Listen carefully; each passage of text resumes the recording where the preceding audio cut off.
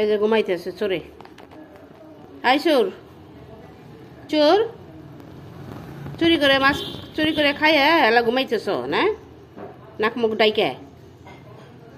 এই যে চোর, মাছ চোর, এই যে চোর, এই যে চোর, চোর চুরি করে খাইয়া এলা নাক মুখ ডাইকে তারপরে ঘুমাইছ না। এই চোর, এই চোর, এই চোরের চেহারাটা দেখি কেমন। এই যে চোর, কি মাছ চুরি করে খাইয়া এলা নাক মুখ ডাইকে ঘুমাইছ?